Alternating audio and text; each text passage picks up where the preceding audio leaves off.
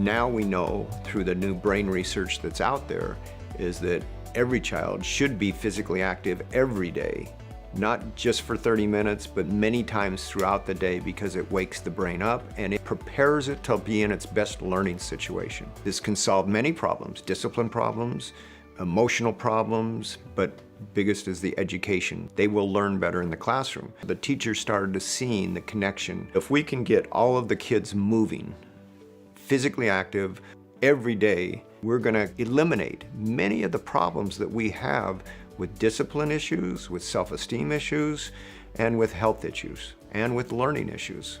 Physical activity and physical education has been demonstrated to decrease behavior management episodes. We have researchers throughout the country who are showing MRI scans of kids and adults' brains, and the kids who are more active are having positive structural changes in their brain. It's our responsibility that every kid has access to healthy eating and has access to play and to be active. Play and movement is the oldest form of learning. What do we do when we get into school though? We tell kids to sit down. Why is that? I think a lot of it has to come from, it's all about the test scores. It's all about the test scores. What most people don't realize is up to 45% of kids and adults are kinesthetic learners. They learn as they move. And what you're doing is you're asking them to sit.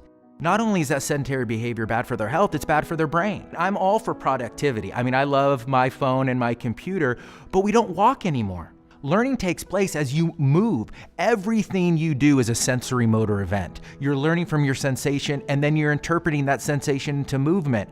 I mean, the research is so clear that kids who move more perform better academically, less behavior management episodes, and guess what? They also enjoy learning more. So why wouldn't we have kids move more? Most kids get PE 1 day a week, if that, and it's 30 to 45 minutes. And many of those kids don't get to play after school, so they're not even coming close to the current physical activity recommendation. Generally, the best behaviors and the best academic outcomes are right after they come back in from physical education. What we're trying to do is to rev their brain up, to get the chemicals and the neurotrophic factors that go on in a brain because of movement, so that what we teach can be absorbed by that brain that's really on fire. Physical education got pushed and pushed and pushed further and further away and less time. The academic testing has influenced inactivity, and they forget that these are children, and the children are not liking to sit in a box and just sit and read. If they don't get up and move, their brain starts shutting off. It's less analytical, less creative, their memory goes down. The only thing that's increased is irritability. And that's usually indicative of why classrooms are becoming more of a management problem.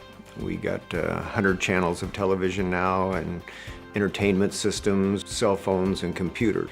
And so they're sitting. The schools are one of the last places that there's open space now for many of these kids to move. It's really counterintuitive when you look at test scores, right? You're like, well, we need these kids to really be focused, and that's why we're not gonna have movement. Well, the one thing that really would help them is to move more. The Centers for Disease Control and Prevention talks about kids who move more perform better academically. There's data from the Mayo Clinic. There's data from the Institute of Medicine. All these organizations saying, hey, kids who move more are gonna perform better. And why are you in school to begin with? You're in school to learn. So why aren't we providing kids all of the opportunities for them to learn?